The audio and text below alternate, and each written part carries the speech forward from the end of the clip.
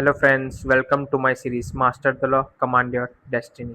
सो आज हम लॉ 19 के बारे में पढ़ेंगे। So law 19 says that know who you are dealing with, do not offend the wrong person. मतलब आपको ये लॉ सुनने के बाद आपको अंडरस्टैंडिंग हो गई है कि ये लॉ क्या कहना चाहता है। फिर भी मैं आपको सिंपल तरीके से समझाता हूँ what is the secret meaning of this law.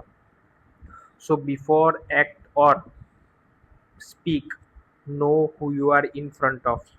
मतलब आप कुछ बोलने से या कुछ करने से पहले देख लो कि आपके सामने कौन है, कैसा पर्सन है, कैसा रिएक्शन उसका होगा। क्या है कि हर पर्सन का रिएक्शन अलग होता है। आपको उसकी पर्सनैलिटी से पता चलता है उसके बैकग्राउंड कौन सा है, कैसे वो फील करता है, क्या फील करता है। सो मान लो आपने अगर फॉर एग्जांपल दो लोगों के सामने आपने जोक मारा, तो कोई बंदा होगा जो आपके जोक पे हंसेगा और दूसरा ही बंधन गुस्सा होगा, ऑफेंड होगा। So same thing but they react differently because you didn't know the reaction, the which background they are come from, how they raised, उसकी पर्सनैलिटी कैसी है। सो आपको उसकी पर्सनैलिटी से पता चलता है कि how the person will react. ये लो आपको अभी पता नहीं चलेगा, बट इन फ्यूचर जब आप कहीं पे जॉब करोगे, अच्छी खासी बिजनेस करोगे या कोई छोटा मोटा काम करोगे, तब आपको पता चलेगा कि किसके सामने कैसी एडवाइस देनी है और कितना बोलना है। और उस समय आपको पता चलेगा कि what is the important of this law. So किसी को एडवाइस देने की ज़रूरत नहीं है। आप देख लो कि आपके सामने कौन है। अगर आपको आपका कोई दोस्त उसे एडवाइस दो तो वो अपने लाइफ में इम्प्लाई भी करेगा और वो आपको और उससे ऑफेंड भी नहीं होगा, वो गुस्सा भी नहीं होगा, क्योंकि वो आपका दोस्त है। आप उसे जानते हो कि उसकी पर्सनैलिटी कैसी है। आपको पता है कि क्या कहने से वो अपनी लाइफ में इम्प्रूव करेगा या इम्प्लीमेंट करेगा। सबको एडवाइस देने की ज़रूरत नहीं है।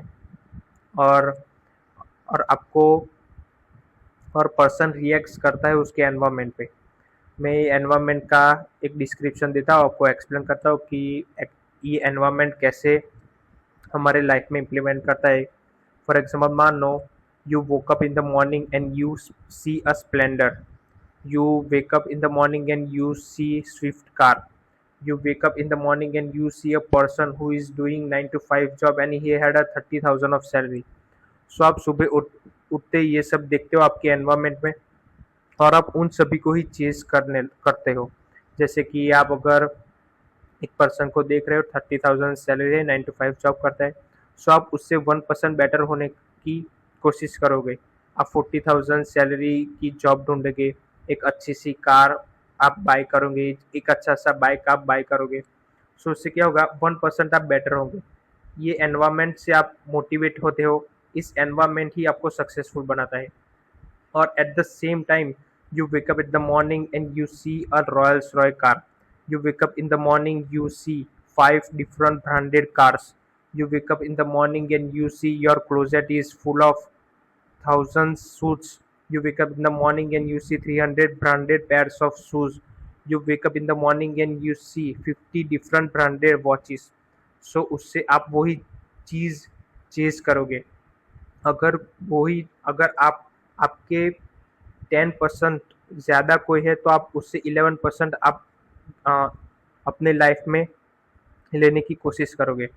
जैसे कि अगर आपने सुबह उठा और किसी आपने देखा कि एक रॉयल्स रॉय है, तो आप भी इन फ्यूचर आपको मोटिवेशन मिलेगा कि यार ये रॉयल्स रॉय है तो मेरी भी ऐसी एक दिन कार होगी।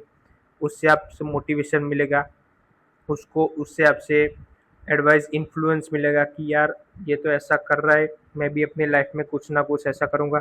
So that is the meaning of environment. Environment आपको मोटिवेट करता है, आपको इन्फ्लुएंस करता है, आपको उस जैसा बनने की कोशिश करवाता है। सो अगर आपको मान लो कि ऐसा आपका एनवायरनमेंट नहीं है तो आप मेडिटेशन भी कर सकते हो। हर रोज़ 10 मिनट मेडिटेशन करो, सुबह या शाम जब भी आपको टाइम मिले। और उस मेडिटेशन में आप सोचो कि आप इन फ्यूचर क्या बनना चाहते हो।